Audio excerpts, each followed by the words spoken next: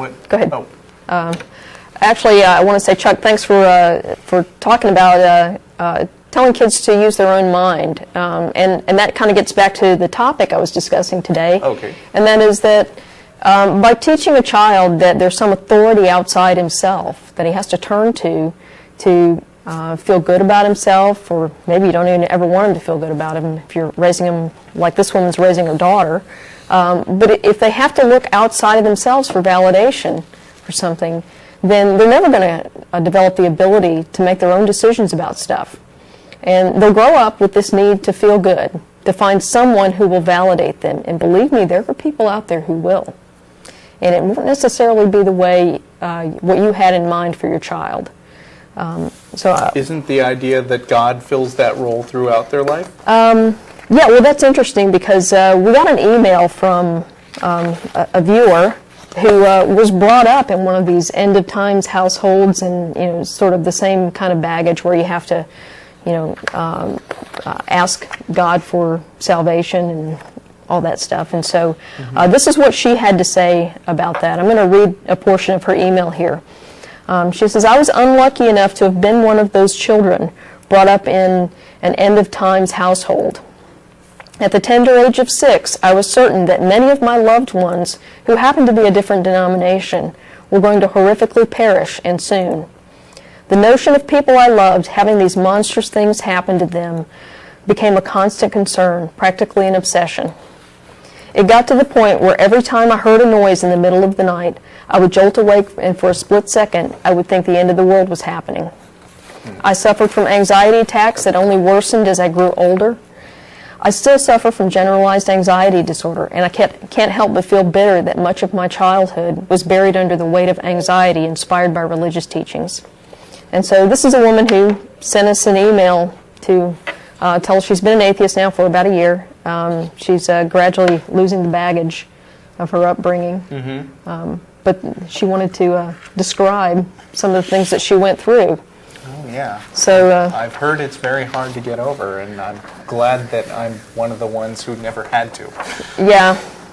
And so, I just keep thinking about this poor 4-year-old child who, she's not only losing the ability to take responsibility for her own behavior by doing this, because after all, she's a sinner. She can't do anything about her nature. But she's also losing her ability to distinguish between what's real and what's fantasy. And that's one of the most damaging parts of all this, is that you're telling people that the characters from a Bronze Age myth are real. And if you don't get on your knees and beg the head guy for forgiveness or whatever, then he's going to send you to a horrible place. And it's an awful lot of baggage to put on a small child. And in fact, Nathan Phelps, who is the son of Fred Phelps. The famous Phelps clan. Yes.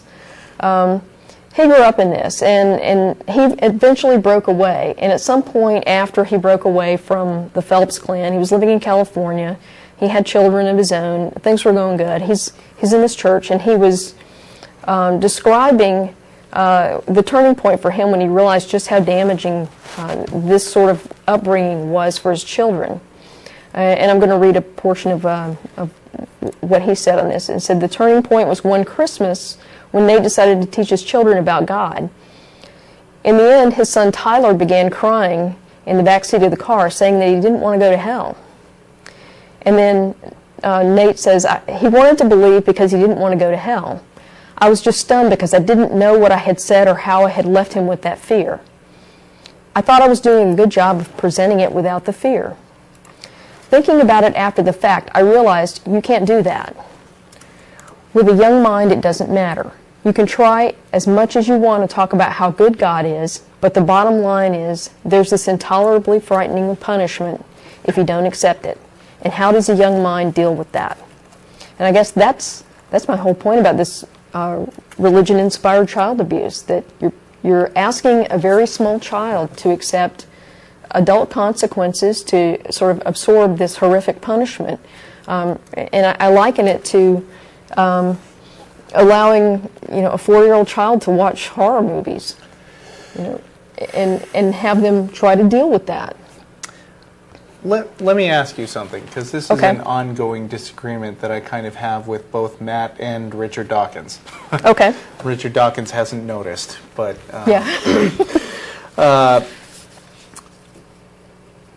Do you think all religion is child abuse, or all teaching of religion to kids is child abuse? And if not, at what point does it cross the line?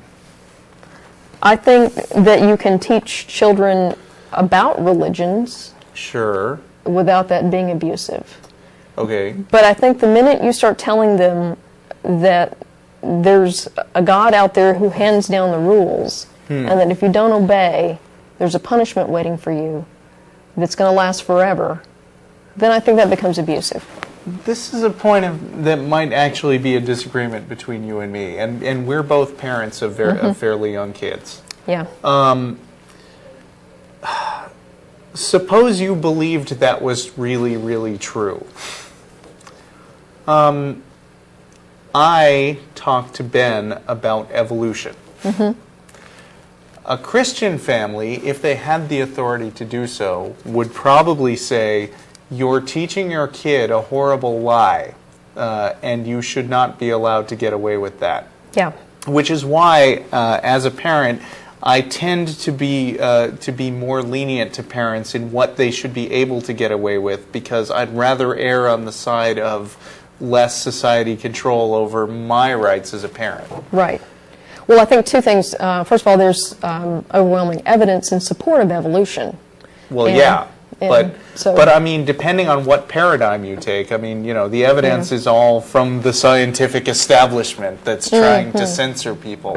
So if you take as experts not people who study things and investigate reality, but the pronouncements of a 2,000-year-old book, which many people do, as your axioms in your belief system, so to speak, it's hard to say that one side should, that even our side should trump their right to teach what they think is true to their kids. Yeah. And I guess I would not say that they deserve to have their kids taken away from them or something like that, but I certainly think that some of these folks need some parenting classes. They need to understand a little bit more about early childhood development and how kids see the world. Okay. And one of the stories that I use is that my son, who just recently turned 3, a couple of months ago, he had been, we had told him the story of the 3 little pigs, and he had had this book read to him at school, and he really likes the story. Okay, he still likes it. But a couple of months ago, he got really scared of the big bad wolf. And every night when we'd tuck him into bed, we would have to explain to him that the house is really strong, the big bad wolf can't get in here. Is it made of bricks? No, but close. And so and we're here to protect him, and that nothing bad can happen to him. And we even had to, at one point, take him around and show him that all the doors were locked and everything was secure. And so, the big bad wolf's an imaginary character, and that's really obvious to all of us, but to him, this was real, and certainly his fear of this was real. So, I know that this is something that he's going to grow out of. In fact, he already kind of has, and now he tells us, don't worry, the big bad wolf's not real. But part of that is because we're very consistent in the message. This is a character in a story. It's not real. It can't hurt you. And so my point on this is that the big bad wolf will never have any power over him. He'll never do something out of fear that the big bad wolf's going to get him. Okay? But what if we had told him that the characters in another fairy tale were real, and that they were going to condemn him to hell if he didn't do what this book told him to do, and that, oh, by the way, you can never get it exactly right, so you're always going to be on your knees about something. I think that would be abusive. If you thought it wasn't true, I mean, which Yeah, I do. I see. I agree with you. Yeah, I see I see your point, but I think that from the impact on the child, that the parents' beliefs about whether it's true or not, it doesn't mitigate the damage done to the child. Okay. I actually have a couple more things to say from the perspective of an atheist parent, but I think we should wait until we get Okay. somebody a little further down the line who has that as a question.